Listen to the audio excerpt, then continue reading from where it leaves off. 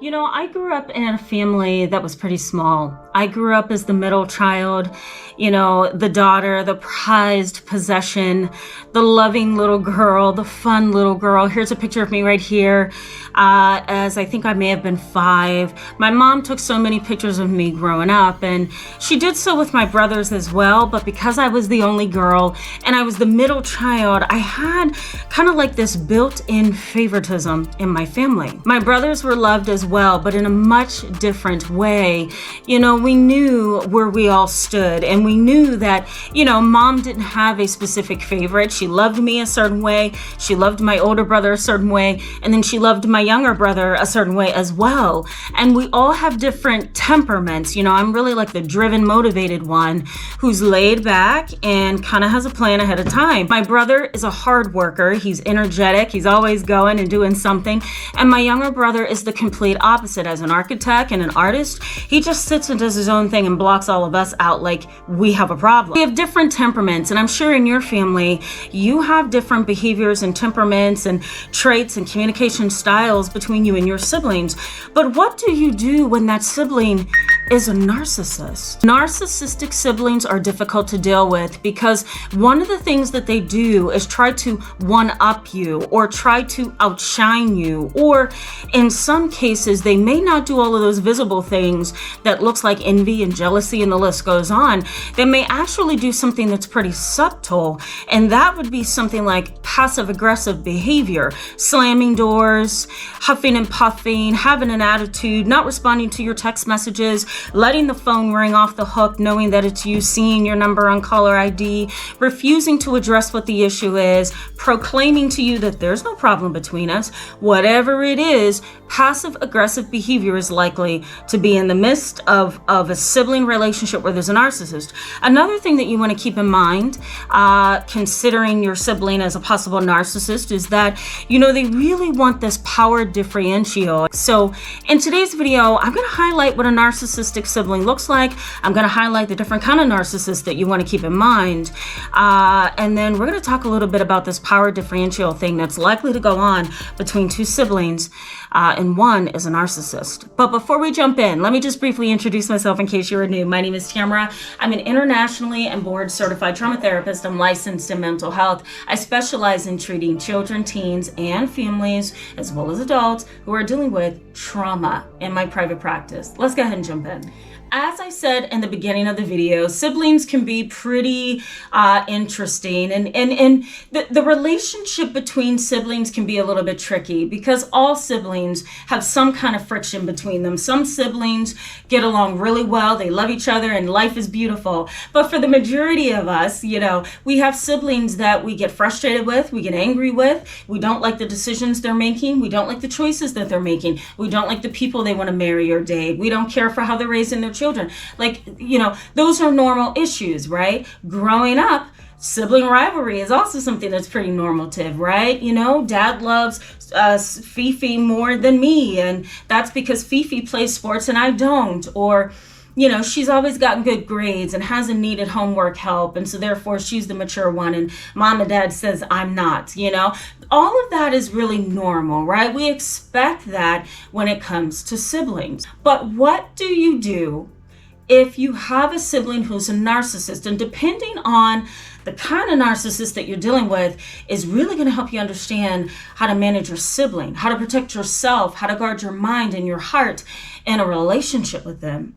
Let me highlight that there are subtypes to narcissists, and the general and broad definition of a narcissist is an individual who doesn't have any empathy. They don't have what we call TOM, theory of mind. Here it is on the screen. And theory of mind is this neurological concept that, you know, there's a specialized portion of the brain where the temporal lobes are on the side of your temples. We have what's called the temporal lobes there. Here's a picture right here if you want to see it. And the temporal lobe area, has a part of the brain that helps us to empathize, helps us to step outside of our own world and step into the world of somebody else's, right? We have the ability to say, well, what if that was me? What would I feel? What if that was me? What would I say, right? What would I do if that were me? Without theory of mind, without the ability to empathize and to switch places and put your shoes, your feet in their shoes and vice versa, without that ability to do so, you become a cold, heartless, callous individual who's egotistical, right? Self-centered or egocentric, we could say, and really all about getting your own needs met, right? That's basically the definition of a sociopath. But narcissists fit this description as well. There are some people that call their family members narcissistic sociopaths because the differences between the disorders really do overlap. And you could have a sibling who's both a narcissist and a sociopath. But for the purposes of this video, let me just say, a narcissistic sibling is complicated because they could be one of the subtypes that I'm going to mention right now. Now, there are two prominent types of narcissists. One is the vulnerable narcissist.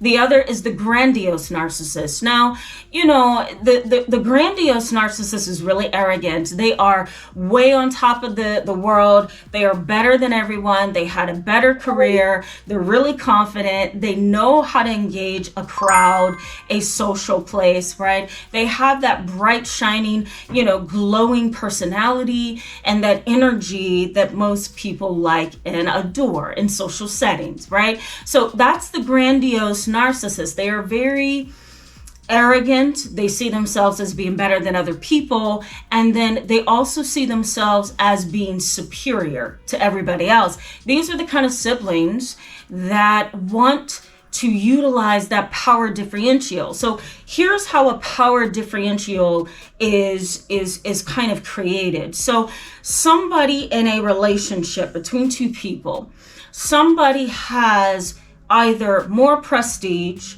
more education, more authority, more exposure, right? They have more of something else than that other person in that relationship. So between you and your sibling, you may be the sibling that is on medical assistance, which is a Medicaid program. The government gives you money to cover your costs, right? You may live in a lower socioeconomic neighborhood. You may have married somebody who's a substance abuser or a gambler, and your lifestyle is just really difficult, right? You may be a single parent who's struggling without a lot of money, and you live in a situation where you don't have all the money that you need, and so therefore you're right under the poverty line. So let's say that is you. And then when you look at your sibling, right, your sibling is a high-powered attorney in your state. They're making a lot of money. They have a very rich husband or wife, right? Somebody's a doctor. Their children all go to Ivy League schools, right? They're driving the latest model vehicles. They have a huge house with lots of acres. Like, there's a complete difference there, right? And so that creates an inherent power differential where you're here and they're here. And that's exactly where a narcissistic sibling wants you to be. I will give you another example of this power differential. There is a power differential between me and society, between me and a client, because I have the knowledge and the education, I have the authority and the credentials. I'm legally qualified to do what I do, diagnose, the list goes on. And I have a level of knowledge that's superior than everyday people in a lot of ways, or in some ways I could say as well. And so that power differential between me and a client, or me and society, really leaves me with the great responsibility of doing things ethically and right, okay?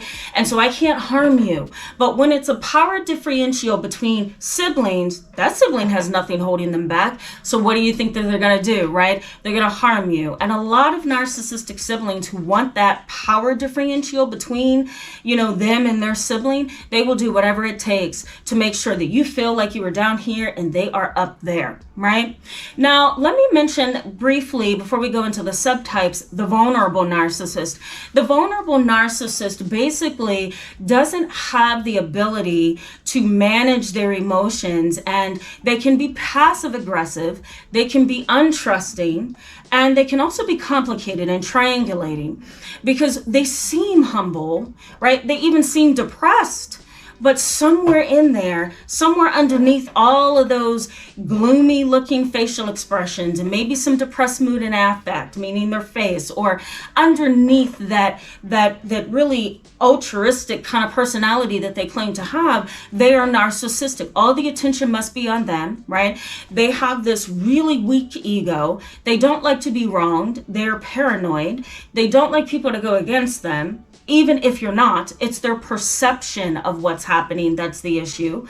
And the vulnerable narcissist may give and donate and do all kind of wonderful things outside of the family, but then be in your presence as a sibling and treat you like dirt. It's horrible. The dynamic is horrible, to say the least. So what are the subtypes, right? What are the subtypes here to these two main categories of narcissism, the vulnerable narcissist and the grandiose narcissist? Well, let's start with the overt narcissist. That is typically known as the grandiose narcissist. So those terms are used interchangeably, overt and grandiose, because this kind of narcissist is charming, they are engaged, they have a very high self-esteem, they're very powerful people in society, people like them. Sometimes they're really attractive as well. Sometimes they're really educated and attractive, and those two things just causes trouble, right? So the overt or the grandiose narcissist is really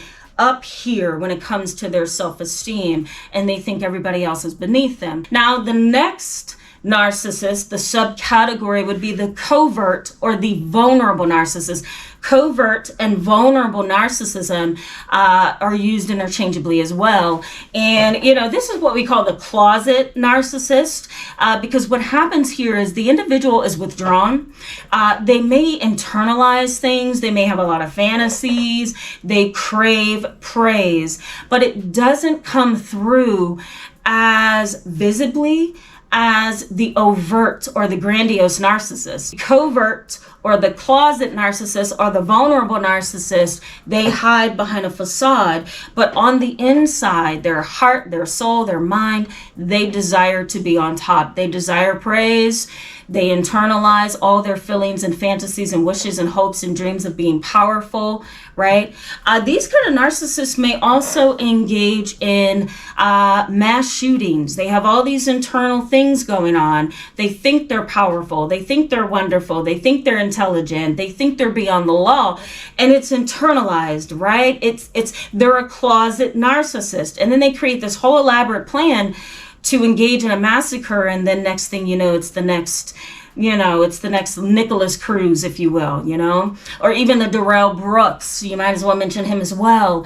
There's often an inborn narcissism that's there. So we can refer to Darrell Brooks and Nicholas Cruz as a closet narcissist, right? The law doesn't apply to them. It's all about them. Okay, keep that in mind. They hide behind a very good facade. The communal narcissist is another subcategory. This kind of narcissist is probably the churchgoer, the religious evangelist, the one who's always out there handing Bibles out and smiling and flashing their pearly teeth and, laughing and touching people on the arm and seeming so social. And the moment they get behind closed doors, they're cursing their family out. There's domestic violence, there's abuse, there's anger, there's fierce rage, there's all kind of things you wouldn't expect somebody who is so very altruistic and engaged in the community would even display, right? You don't expect that. And that's the sad and disgusting part about it. The communal narcissist really does play up their role by being altruistic, and that can just really be horrible to try to live with and accept. There's also the antagonistic narcissist. This is another subcategory of narcissism.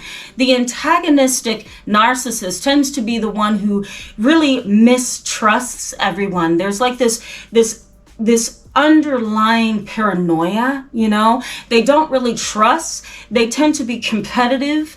They don't want to be the ones left behind. They want to be the ones that are on top, And they kind of have this antagonistic personality. They have this antagonistic disposition and attitude, They see others as rivals as opposed to partners or teammates, or, they don't have that ideal and ideology of togetherness, so to speak, or we're a team kind of attitude. You're a rival to them. They must compete with you, and then they don't trust you all at the same time. So this is an antagonistic narcissist. I see a lot of these kind of narcissists in really rich neighborhoods where I have counseled the higher class or the upper socioeconomic class level clients. I have seen the antagonistic narcissist at play, and it is horrible, to say the least. A lot of them get envious. They want to get even with people, and if they find somebody that is better than them in some way, they look better, they sound better, they sing better, they dance better, they're better at sports, whatever, they will go to the extreme of murder sometimes, spreading lies and rumors that aren't true just to get ahead. There's the malignant narcissist, and I'm sure you guys have heard a lot about this on YouTube. You've heard a lot about it on Google, I'm sure. This is the individual who, is really vindictive. They're angry. They're resentful. They're not nice people, right? They just have this obsessive, paranoid kind of edge to themselves, and they really do want to get back at people. They don't like to be wronged or feel like they could be deceived or wronged, and so they try to find some kind of way to hold you responsible for something. They're just that miserable, and I'm sure you've known somebody like this in your family. Seductive narcissist is also a category you may or may not have heard of before, but this kind of a narcissist really does use their sex appeal, their attractiveness, their people skills to really reel you in, right? The seductive narcissist is manipulative. They are, always performing or displaying something that causes other people to feel like there's an ulterior motive, because there really is. They want to manipulate you, and they do it with compliments and flattery and sex appeal, and the list goes on. These kind of narcissists tend to be the beautiful people of society, the handsome people of society, the people of society that, tends to be, they tend to be very confident in their own skin, and they use their sex appeal, the compliments, the list goes on, the flattery, to get you, and it works every single time. Now, before we wrap up with this video, let me explain two additional subcategories. Now, there are two subcategories that you probably should know about when it comes to just the general definition of a narcissist. Now, there's two. One is the adaptive narcissist, and two is the maladaptive narcissist. Now, the adaptive narcissist is the narcissist who is really a natural leader. They know how to utilize in a smart, intelligent, social way all the things that they feel are their best attributes. They use their smile, they use their leadership skills, they use their intelligence, they use their sex appeal. They are really comfortable in their skin, and they come across as natural leaders. You're likely to find this kind of narcissist, the adaptive narcissist, you're likely to see them, in higher positions like president or CEO, or what's another one, executor of this or executive to that. You're likely to see them in bigger positions because of their confidence and because of their leadership skills. Now, the maladaptive narcissist is the narcissist who's entitled, they're controlling, they're not very wise people. They believe they're bigger than they really are, but they destroy everything that they get their hands on. Their relationships are sloppy, their jobs are all over the place. They don't really know who they are, they're just kind of filling around in the dark. They have these blinders on, trying to live in life. But their main character trait is entitled. They believe everything belongs to them, even though they mess it up. And controlling. They are very, very controlling. Narcissistic siblings are not okay, and they exploit others. and they control others. They have delusions of power, and delusions of power could just mean they have this idea that there's a power differential between the two of you. They are manipulative, they are triangulating, they are abusive, they are disruptive, they exploit others, and because of that, they have a delusion of power. Oh my God, I hate so much that I had to end that like this using my phone. I'm so sorry. My SD card just stopped working. Go figure, right? But let me just conclude this video by saying narcissistic siblings are really difficult to deal with. And if you want a life that's peaceful, if you want a life that is not going to entail having to prove yourself and live with yourself and not having to feel guilty, then you have to walk away from a sibling that is this evil. You do want to weigh the pros and cons, of course, of having a sibling like this and leaving a sibling like this, because sometimes they can be very vindictive and they'll try to get back at you in some way. Thank you so much for being with me in today's video, guys. Go ahead and hit the thumbs up button if this was helpful, and hit that subscribe button so you can stick around with us and get all the notifications on my channel. Love you so much. I'll see you soon. Bye-bye.